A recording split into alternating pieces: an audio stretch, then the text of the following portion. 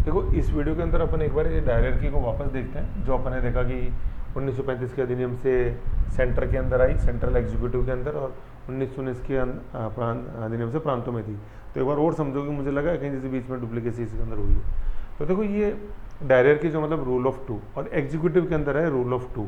तो पहले देखो एग्जीक्यूटिव समझो क्या, कि देखो ये गवर्नर जनरल, ठीक है, ये इसकी एग्जीक्यूटिव अपन समझ रहे हैं। तो एग्जीक्यूटिव के अंदर ही दो का काम, दो का रूल हो गया। तो क्या है, एक तो है सिविल सर्वेंट और एक है मिनिस्टर्स। भाई डायरेक्टरी का मतलब दो, और डायरेक्टरी का कार्यकारिणी के अंदर है। चाहे प्रांतों में अपन ने पढ़ी 1919 में, वो भी कार्यकारिणी में पढ़ी है, प्रांतीय कार्यकारिणी में, और यहाँ पर पढ़ रहे हैं तो ये भी संघीय कार्यकारिणी में ही है, एग्जीक्यूटिव काउंसिल में। Rule of two, rule of two मतलब एक तो सिविल सर्वेंट्स का रूल और एक मिनिस्टर्स का रूल, और इन दोनों का जो माई बाप है वो है गवर्नर जनरल। मिनिस्टर बनाया किसने इसको, गवर्नर जनरल ने बनाया। और सिविल सर्वेंट से किसको रिपोर्ट करते हैं, गवर्नर जनरल को रिपोर्ट करते हैं। तो रूल ऑफ टू, ठीक है। तो ये गवर्नर जनरल सिविल सर्वेंट्स के साथ कौन से विषयों को देखेगा, सारे के सारे जो आरक्षित विषय हैं ना, जो रिजर्व्ड हैं, उनको देखेगा। और गवर्नर जनरल मिनिस्टर के माध्यम से किनको देखेगा, जितने भी ट्रांसफर्ड सब्जेक्ट्स हैं, हस्तांतरित विषय हैं, उनको देखेगा। ये है रूल ऑफ टू। अब इसमें कन्फ्यूजन क्या होता है, स्टूडेंट बार बार ये पूछता है सर ये मिनिस्टर्स एग्जीक्यूटिव का ऐसा कैसे हो गए, है ना, ये तो विधान परिषद के थे। तो मुझे बताओ, विधान परिषद पूरा गवर्नर जनरल विधान परिषद के साथ तो काम ही नहीं कर सकता।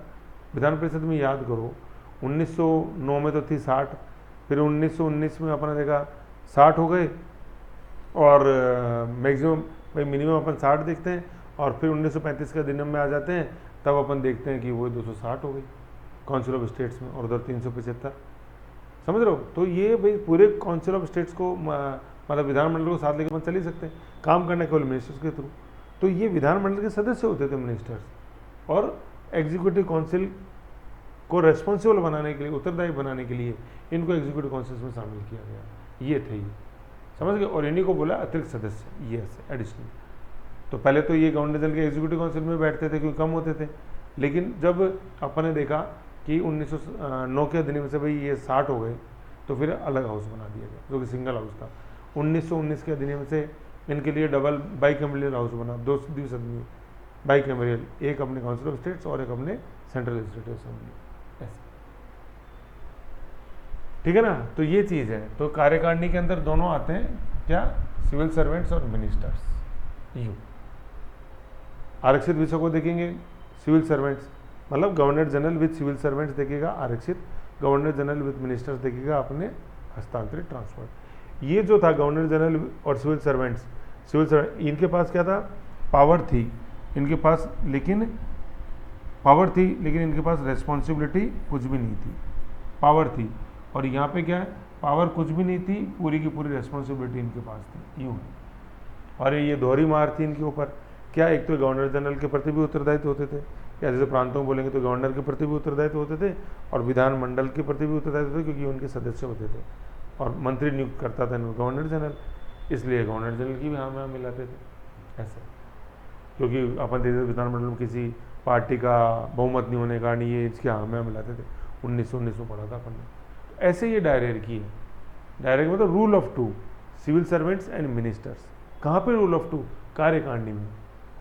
तो सिविल सर्वेंट्स तो हमेशा चलते हैं कार्यकारिणी में, लेकिन जब उत्तरदायी शासन देने की बात थी भारतीयों को, तो फिर हमने इनको मिनिस्टर्स को, इंडियन मिनिस्टर्स को कार्यकारिणी में शामिल किया ऐसे। तभी तो 1919 का अधिनियम क्या है, road to responsible government part 1, प्रांतों के अंदर लाए हम डायरेक्टली, इंडियन मिनिस्टर्स को एग्जीक्यूटिव का हिस्सा बनाया यू। और फिर 1935 के अधिनियम से अपना road to responsible government part 2 अब अपन केंद्र में लिया है मंत्रियों को कार्यकारिणी के अंदर, क्योंकि विधानमंडल के सदस्य होते थे, ये इंग्लिश सिविल सर्वेंट्स होते ही नहीं थे, विधानमंडल के सदस्य होते थे जिन्हें गवर्नर जनरल नियुक्त करता था मंत्री, ऐसे समझ गए। तो ये डायरेक्टरी है, इस डायग्राम को याद रखो ये।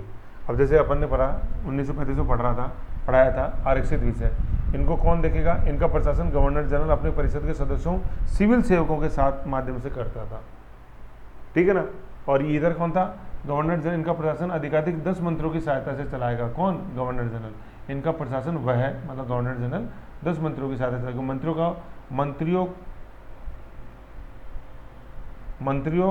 है ना, ये को है, मंत्रियों को स्वयं गवर्नर जनरल संघीय विधानमंडल के सदस्यों में से नियुक्त या मनोनीत करेगा, और जो केवल उसी के प्रति उत्तरदायित्व होंगे।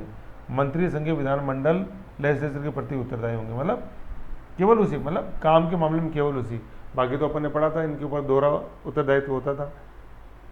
सदस्य हैं होने के नाते विधानमंडल के प्रति उत्तरदायित्व, और मंत्री बनाया गवर्नर जनरल तो उसके प्रति उत्तरदायित्व। तो ये है ना। पिछली बार क्या हुआ था, जब ये 35 वाला वीडियो जो मैं बता रहा था, तो ये जो लाइन है ना, ये यहाँ लिखी गई थी, वहाँ से कन्फ्यूजन पैदा हो गया था ये। तब मैंने बताया था कि मंत्री को भी अपन सिविल सर्वेंट के साथ गिनने इधर, वो गलत है ना। वो सिविल सर्वेंट नो डाउट इनकी भी जब ये करते थे कुछ राय लेते थे, लेकिन यहाँ मेन चलता था सिक्का वो सिविल सर्वेंट्स का ही है रिजर्व्ड में, और इधर मंत्रियों का। क्योंकि अगर मंत्री इधर भी लिखेंगे और मंत्री इधर भी लिखेंगे तो वो कन्फ्यूजन हो जाएगा, वो डबल हो गया, वो गलत है। तो इधर ओनली सिविल सर्वेंट्स यूँ लिख लो, ठीक है ना, ओनली सिविल सर्वेंट्स CS, ये only civil servants, civil services officials, और इधर ये ओनली मिनिस्टर्स, ये है ना, ये मंत्री और सिविल सर्विस।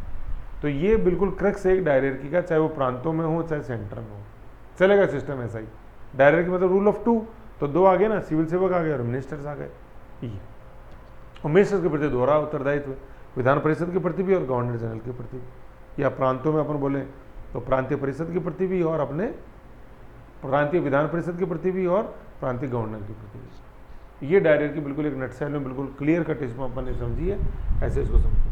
किसी वीडियो में अगर बाई चांस जैसे कुछ मैंने गलत बोला, जैसे 1935 वाले में यहाँ मिनिस्टर बोल दिया था, वो कंप्लीटली गलत है, तो इसको थोड़ा सा यूँ ऐसे इस वीडियो के माध्यम से ध्यान रखो चीज़ को। ये ओके।